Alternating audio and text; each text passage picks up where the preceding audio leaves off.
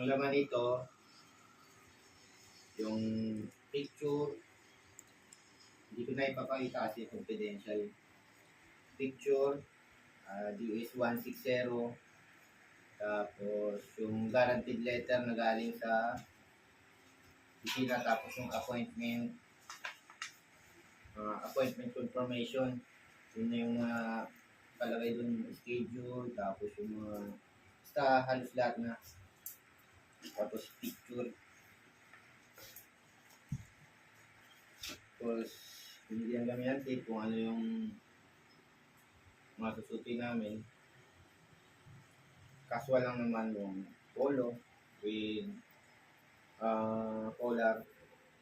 Tapos black pants at black shoes.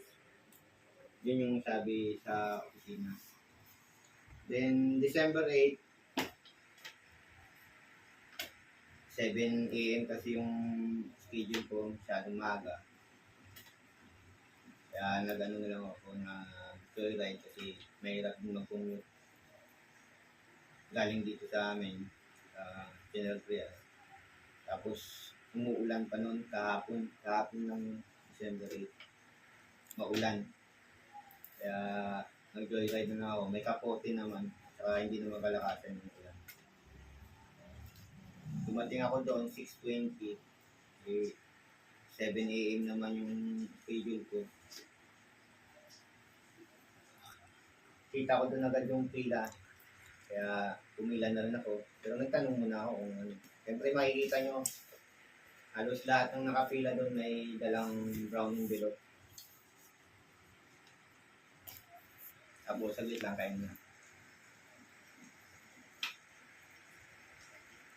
Pag pila nyo, hintayin nyo lang yung ano, gagayad kayo ng guard doon. Pagdating ng 7 AM, may ibibigay yun sila na maliit na papel. Parang ticket nyo. Pero sa loob.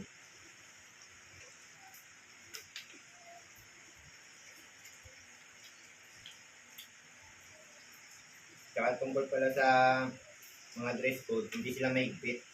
Kaya nakita ko doon yung iba, kahit anong pantalon yung sinuot, ganun din sapatos. Pero lahat, naka-polo shirt. May kwelyo lahat. Kaya, yun, hindi sila maigpit. Ang ano lang, huwag na kayo magdala ng cellphone kung pwede lang. May mapag-iwanan naman doon, pero may bayad. Ako, hindi na ako nagdala.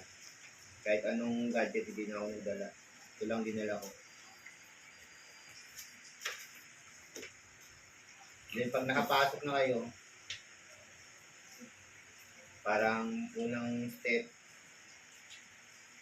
check lang yung DS-160 nyo, tapos yung passport nyo, tapos yung appointment confirmation nyo. Yun lang yung ilalabas nyo, pati latest passport nyo, hindi na kailangan yung luma. Pagpasok nyo,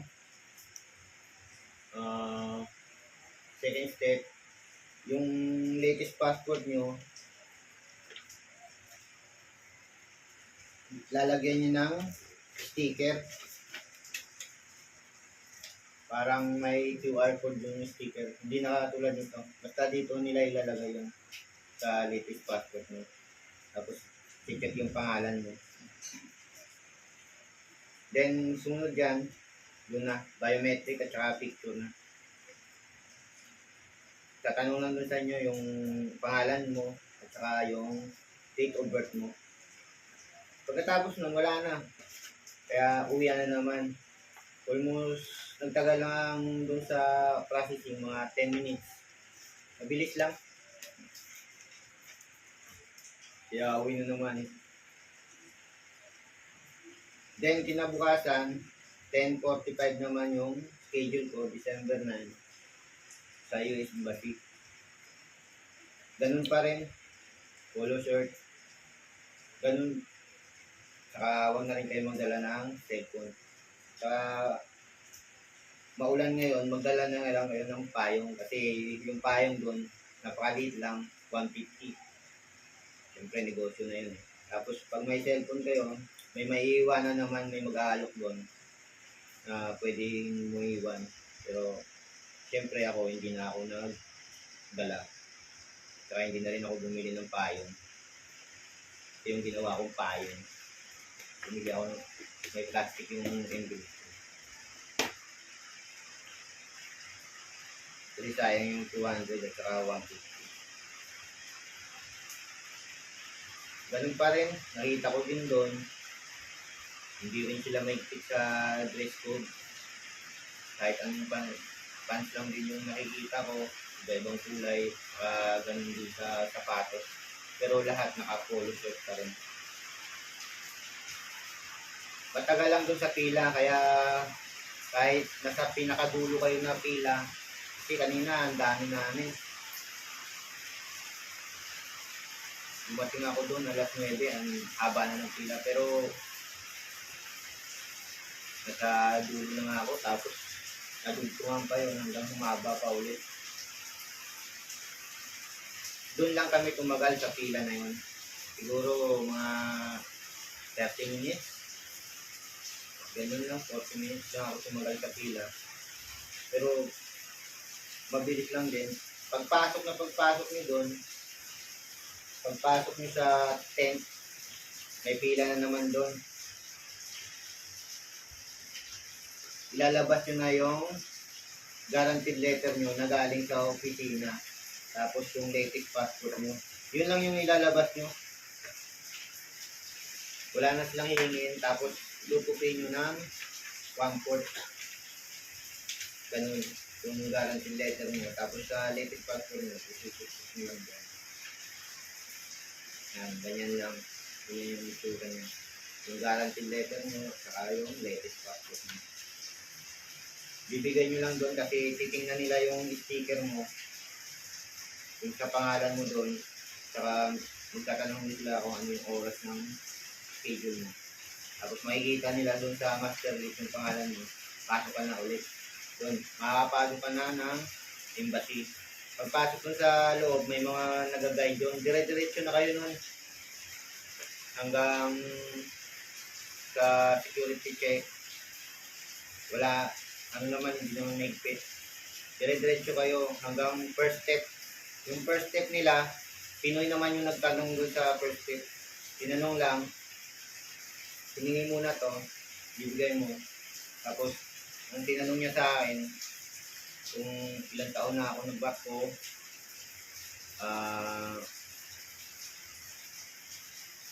what kind of vessel, siyempre bulk carrier, pangalan ko at saka birthday. Yun lang. Tapos second step, doon naman kay yun, Amerikana na nagtatanong. Pero hindi na siya nagtanong. Ano lang yung, in-scan lang yung sticker na dinikit doon sa pargal.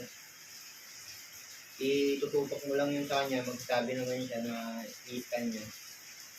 Tapos, saglit lang, pag-scan niya, fingerprint, 4. Pagkatapos nun, papunta ka na naman ng third step, doon magtatanong na Amerikano. Yung itatanong niya ulit, halos lahat. Kasi yung sinundan ko, yun din yung tanong. Mga basic lang yung tinatanong sa mga seaman. Yung tinanong sa amin, sa akin, may position, siyempre, boatswain o boson. Tapos, how many years? Being a seaman, siyempre 14 years. Tapos,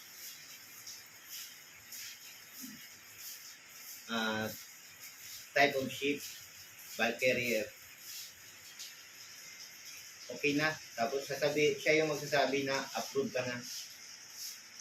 Tapos yung binigay mo na ganito sa kanya, hindi niya na yun ibabalik. Basta approve ka na. Yun lang yung sabi niya. Yun, uwian na ulit. Siyempre, balik na. Siyempre, nandun pa sa pila yung dalawang kasama. Binigyan ko sila ng tip kung ano yung tinanong sa akin. Sabi lang. Sabi ko, ganun yung tinanong. Yung position, ilang taon ka na, saka yung kind of ship. Tapos, nakita kami sa labas. Uwi na kami. halos lahat approve naman. Halos walang nadi-deny.